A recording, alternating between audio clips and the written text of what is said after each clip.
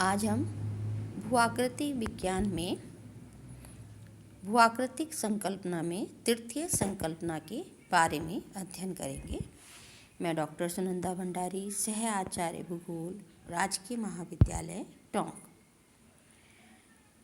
द्वितीय संकल्पना में जैसा कि आपने देखा था कि हमने जब पढ़ा था कि भूआकृति विज्ञान की जब हम बात करते हैं तो भूआकृति विज्ञान में हमें ये संकल्पना देखी थी कि जहाँ चट्टानें भूगर्भिक इतिहास की पुस्तकें हैं और जीवाश्म उनके पृष्ठ हैं, उसी संकल्पना में जो तृतीय संकल्पना है वो आगे इसी को और स्पष्ट करती है कि स्थल रूपों के विकास में भूगर्भिक संरचना एक महत्वपूर्ण नियंत्रक कारक होती है तथा उनमें यानी स्थल रूपों में वो प्रतिबिंबित होती है। जैसा कि मैंने आपको पहले भी बताया कि किसी भी शैल संरचना का एक महत्वपूर्ण भूमिका होती है किसी भी स्थल रूप के निर्माण में, लेकिन उसके साथ साथ उस शैल संरचना में कार्य करने वाला जो कारक है उसकी भी भूमिका होती है। वह शैल संरचना आर्द्र प्रदेश में है, वह शैल संरचना क्या हिम प्रदेश में है, या वह शैल संरचना किसी सामान्य उष्णकटिबंधीय जलवायु प्रदेश में है। उस आधार पर जो कारक वहाँ काम कर रहा है उसके द्वारा बनने वाली स्थल आकृतियाँ भी हमको अलग अलग दिखाई देती हैं। भू आकृति विज्ञान में संरचना शब्द का प्रयोग व्यापक अर्थ में हम करते हैं, जैसे कि चट्टान की बनावट किस प्रकार की स्थिति में है, क्या वो क्षैतिजवत है या वो लंबवत है, चट्टान का संगठन संधि युक्त है या रहित है, संधियाँ बड़ी बड़ी हैं या छोटी छोटी हैं, चट्टान प्रवेश्य है या अप्रवेश्य है, चट्टान पारगम्य है या अपारगम्य, चट्टान संगठित है या ढीली, चट्टान कठोर है या कमजोर। चट्टान की कठोरता का तात्पर्य सापेक्षित अर्थ में है, क्योंकि प्रत्येक शैल सभी दशाओं में कठोर तथा प्रतिरोधी या कमजोर और मुलायम नहीं होती है। जैसे कि चूने का पत्थर आर्द्र प्रदेश में शीघ्र घुलनशील और मुलायम होता है, लेकिन यही चूने का पत्थर उष्ण और शुष्क मरुस्थलीय भागों में पवन द्वारा अपर्दन के लिए कठोर और प्रतिरोधी शैल होती है। यानी इस प्रकार एक ही प्रकार की चट्टान विभिन्न प्रकार की जलवायु में विभिन्न प्रकार के प्रतिरोधी स्वभाव को प्रदर्शित कर सकती है।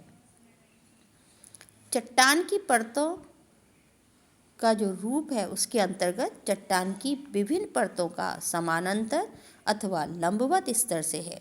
क्षैतिज संरचना में चट्टान की विभिन्न परतें क्षैतिज अवस्था में एक दूसरे के ऊपर स्थित होती हैं तथा विसंगत संरचना में चट्टान की परतों का रूप क्षैतिज अवस्था को छोड़कर अन्य किसी भी अवस्था में हो सकता है।